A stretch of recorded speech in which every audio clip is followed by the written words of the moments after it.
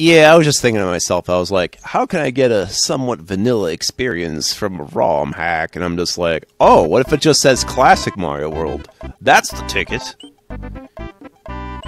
Just reminded myself if there's gonna be a second X or not by walking off where it's yellow or red.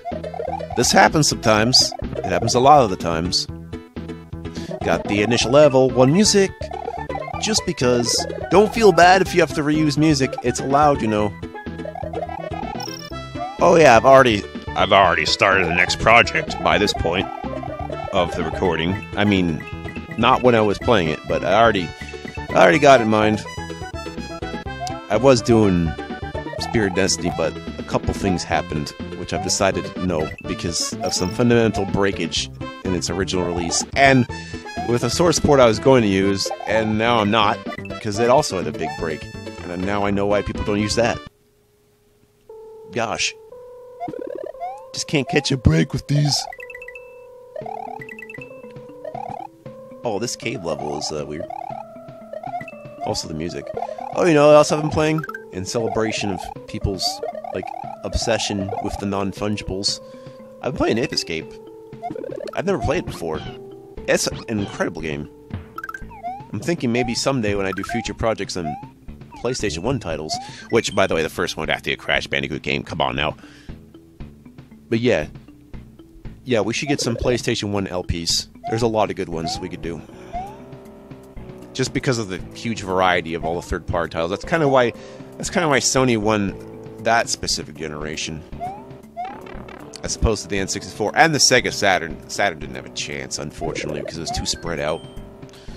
With it, the 32X and the Sega CD. Ridiculous. I think some of this dialogue may not have been quite completed, even with the typos. I suppose he just, like, threw it in there. It's like, here. It's okay. We all under the stands. An enemy stand. I don't know why in some of these levels it's not clearly marked if you can go behind a pipe or not, but this ensures that you're not stupidly stuck, but it's not clear that you can do that, or rather where it is that you can do that. See, right here is your example. You're stuck there, and then you go behind there. Yeah, okay. Also, a lot of times I have to abandon the Yoshi for reasons beyond my control. One of those is I have to keep an item with me, or I have to climb the vine. Or, sometimes, in this game, and others, Yoshi gets rejected at the beginning of the level, so it skips the whole, you know, no Yoshi sign thing, and gets right to the point and destroys my Yoshi. Which is weird and unfair. I should be the one destroying my Yoshis, not the game. Only I have these Yoshi-defying privileges.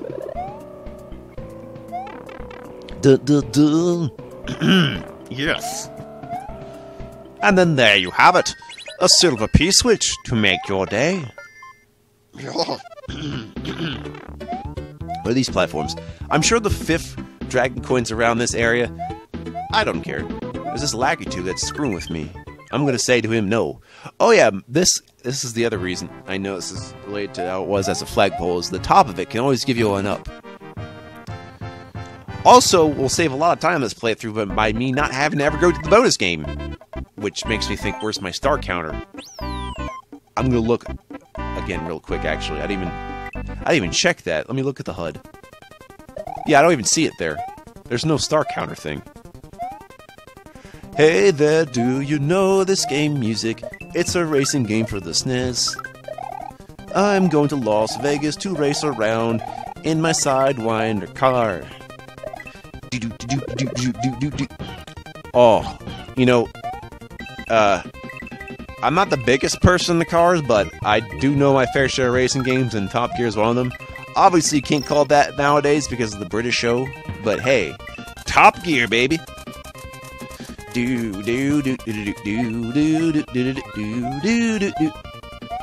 gotta stop.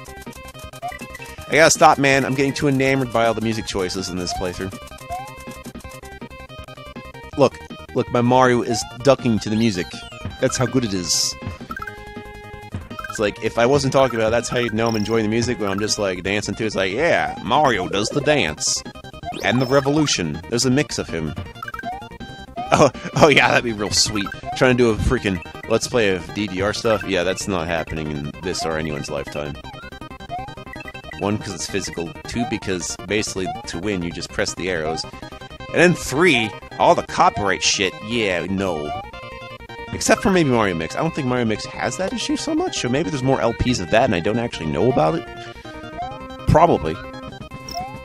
I always have to talk about this every so often. It's just like, does anyone play Mario Mix DDR? It's like, when did this happen? I don't know. Oh, if for some reason you go way too up on top of where the end thing is, you'll be stopped by an invisible barrier. But if you happen to go below it, it'll also count too, so if you're somehow above a pit when that happens, you're just dead. So don't even try going below it, you don't need to. I take the high road, you take the low road. That's some real fun looking at these stage names. Now you see why I put my own video titles, because just putting the world names and stage names isn't always going to work. You saw where that key was. It was right next to the hole that was over there. Then we get to go to that other place that's here. I think it is a star, and there's another kind of secret. That's about each and every other not other world. Pretty much everyone. Except the second world until later. I don't know what was up with that. If I design it, I make sure you have access to this particular house in the second world beforehand, because by the time you get to where that is, like, I think it's the 5th world, it's like hogging it by having 2 accessible from it, which I don't think should have happened. That might have been an error in the map design, but luckily it's not going to affect the performance too much. So, here's a warp zone from World 1 to World 4. World 4 is basically Water World. We'll get there. So yeah, then it goes 2, 5, 3, 6, 4. You get where this is going. Sunset Bonsai. Alright, now it's other Top Gear music. Specifically the last, like, before it was like the first race music. This one's the final round race music. This is like a coming home song. Yeah, this is like a homecoming song in my video game Blitz. I like how there tends to be hints as to what to do with these different colored coins. To be like, hey, look over here, genius! Also, there's a lot of areas where, even though there's a pipe transition, what you're doing is pretty much going up or down a screen. Yeah, it's a cause for concern. You lost Yoshi on the beginning of this level. Yeah, on some levels it's impossible to use him. Yeah. It's not possible to use him. If you fall in the abyss, you don't instantly die anymore. You lose your power but bounce back if you fucking fall off. Again, those of you reading the text, pause when I hit the text box. I can read to it myself faster than I can read it out loud. I think that's true for everyone. Unfortunately, I have a tendency to state what is obvious and what isn't obvious all within the same tone, which might be helpful if you don't know anything, but if you do know something, that means you might accidentally skip some stuff. Oops. I've always been that way, though. Unfortunately, or fortunately, depending on your point of view. From a certain point of view, it is the Jedi who are evil. No. So you have to have these gray guys that are gray. Oh yeah, then why is his lightsaber purple? Because the actor requested it. Alright? But yeah, in Top Gear I always used the Sidewinder, and there's a simple reason why. It's because it's the most gas efficient. Although, initially, I did, like, try the purple car out, which wasn't exactly a good choice. Really, it depends on if you like top speed or acceleration. If you like acceleration, you choose the white car. If you like top speed, you choose the red car. But the red car is really bad at fuel efficiency, so you better master the pits there. But yeah, for the first track that required a pit with the white car, I could just, like, skip pitting entirely. That's how fuel efficient it was. I'm like, heh, see you guys later. Also, it's super funny if you get the AI to, if you just slam him from going in the pit and then he runs out of gas and you're like, haha, I win by default. Or if you do this thing where you slam into the goal a certain way by hitting the edge. Like, you go in once and then you go back in and it counts as 2 position places, giving you more points, which is a total cheese. The good stuff. Let's go back in Bonsai. Editor's note. There's no editing. Editor's note, though. This is going to take me a few tries because I didn't exactly remember where to go to put the keyhole in. Turns out there's just a pipe I kept overlooking. So it is not difficulty, it is me being a putz. Oh well. Happens to the best of us. I specifically tried to do this after I played it once just so I wouldn't forget stuff like that. So I don't know if that proves or disproves my strategy. Really though, I just did it just as soon as because I wanted to make sure the definitive edition wasn't broken in some other way I couldn't account for. So it's not just a refresher, it's more of a, like, when you play a remastered version of something, it's like, is this exactly the same? Do I need to change my tactics a little bit? That kind of thing. I think the last thing I did that was a definitive edition was Hyrule Warriors definitive edition. I don't care for Age of Calamity, though. And that's actually because of the frame rate. It's actually quite fine if the frame rate was good. That's my whole issue with that game. If the frame rate was fixed, I probably would have had it already. And that's besides Hyrule Warriors just taking a long time to play, but that's just the nature of the game. And that's the only reason I've stopped. I'm like, there's too much content, I need to stop. And I don't come back to it because it's too daunting for me to think about what I did in the middle of it. And I'm just like, aw, man. It's a shame, though. Now I'm just thinking, what if I streamed Hyrule Warriors? I've been thinking about streams, and I think it might be possible for me to do so this year, so I have to think about these things. The other thing I have to think about is making sure my audio's all fixed up. So we got this mic fixed up. My next task is fixing up this headset and the other machine's audio stuff. Why am I on a tangent? Because I'm repeating this level a few times. So I got some other audio to fix up on this one. It's been skipping.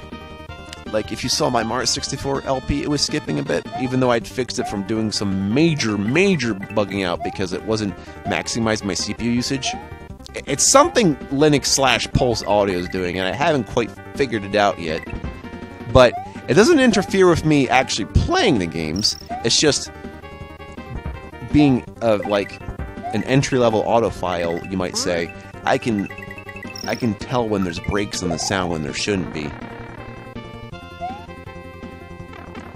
I don't know why I'm killing myself when I have to exit. And the reason for that is I would have to force myself to start from the checkpoint. That is the way of the Mario. The way of the Did I tell you about this one little mod I made that I don't really have anywhere that's not even on the Super Mario World ROM hack database or any database? I think it's one place that my friend had stored up, and I like put it up there, be like, "Here, try this," because I wanted to show I could try some level design. Looking back on it, it's terrible, but it's not terrible because it's hard. It's terrible because it's designed for me and not for anyone else. But it was, I believe, I called it "The Way of the Plumber." If you ever happen to stumble into it by accident, so if you think I'd never tried designing something on my own, yes, I have. I experimented with this other game too a number of times, and some other stuff you might see. Like, for example, I think the game's called Escape or something, and I basically ported a laser tank level over to it. I don't know why I did that. That really didn't need to be done. In fact, someone in the comments of that level remarked as such, like, "Oh, this reminds me of this." Yeah, it's like, yeah, that's what I did. Sorry. It's like, I wanted to design a level for that game and just like porting it over, but I didn't realize it'd be saved in their archive for like ever.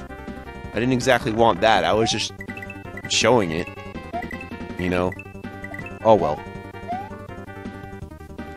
Me and my level design ventures through adolescence and coming of age, I've tried some level design. Do not underestimate level design. Programming your levels, though, yeah, I can probably do that for you if you need help there. I should have just done more coding, since level design isn't actually my bag.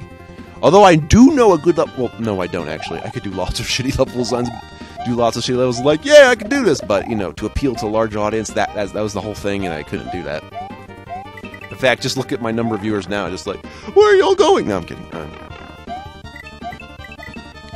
Can we grab the key this time, or are we gonna total futz it? Futz Gerald, the Gerald Futz.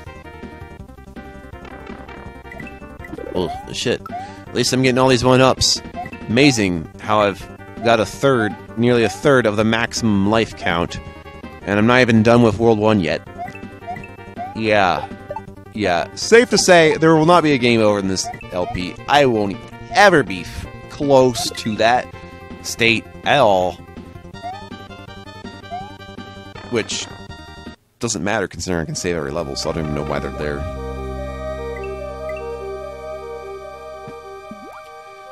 Guys, I found the pipe, and it leads to aquatic ambience. That's nice. Uh-oh. Ah! Rest in peace, Van Fish. Who slept until he was deaded. Also, what is with that myth? Dude must have been in a coma. I think he was. Also, comas suck. Unless you have really good dreams, but it's like, they suck. You're basically not living your life. Your life's on hold. This is the bonus area. Just about every world has one. This is basically the top secret area. So you can get some power-ups. You can get some Yoshis depending on how many goals you've gotten so far. Yeah, if you hit that block, you get a star in your inventory. That's nice. You probably figured out I might be using that at some point. When I need to. Basically, if I die horribly, I'll probably just use it. And then also, there's a question block orb that will save the game for you, which by this point is obsoleted by the save every level mechanic. I don't know if it contributes to another goals because what I'm told from this version is that the max is 113. I look back at my playthrough and some other reviews and stuff, and they say it's 115, so I'm going with 115. I don't really know why, but I haven't needed to do any gold checks, really. Like I used to make sure I got them all, but not when the game is standardized like this. I know for some mods it's going to be harder, but, yeah. I was thinking to myself, what if I could program a level to have 3 exits? And I thought to myself, okay, and I would make the dot blue for 3 exits. Obviously 4 exits would be silly because one of those directions would have to be going out the way you came. But then I figured out, what if you warp there from like a star road and had no way out? Then you can make it a 4 exit level, then I can make it the rare green dot, which you wouldn't be able to see unless you were able to walk off it somehow anyway, but that was my idea for some stuff. I was thinking, I don't know how well that would fit in level design, but again, with the coding, it would be good. Do-do-do-do-do-do-do. AKA the music I'm hearing when I do a round of Mario Maker. Oh yeah, I think at least some people have been asking me if I was going to do like level sets on Mario Maker. The answer to that is no. Or, well, it would be Mario Maker 2, first of all, for the world things. But the answer is no, and there's a very simple reason. It's not because these levels are not good. I found a lot of good ones. That's not the reason. You know what the reason is? It's because it relies on Nintendo servers, and when those go down, so do your levels. So unless you explicitly save them somewhere other than Nintendo servers, I don't want to play something that will not be able to come back to in the future.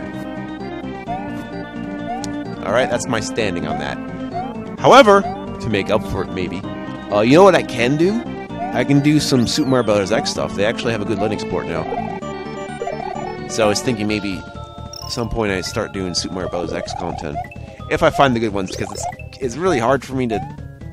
I have to go through a lot of trash to find some good stuff. I think I put a list of stuff I wanted to go through somewhere, actually, though, so we'll see how that turns out. But generally the quality is... but it's an easier game to edit than Super Mario World, so you might be more fond of that if you're used to the Mario Maker editing. Plus, there's kind of less limits on what you can do. So there's that. Yeah. It's gonna be a sad day when Mario Maker 2 goes down. Aha! Take this, Swamp. And trust me, I played a lot of Mario Maker for quite a while. And, you know, I kept thinking, yeah, I could rank up, but then I realized many people are playing as much as I am, so what was the point? Alright, this is Iggy Koopa. Basically, he does the Sumo Brothers thing by summoning the lightning from the sky. That's pretty much it. That's why he's the easiest boss. Oh, yeah, we're using the Cruel Intentions music. Nice. The, Donkey Kong Country 2 Final Boss music, which is nice. I approve all the time.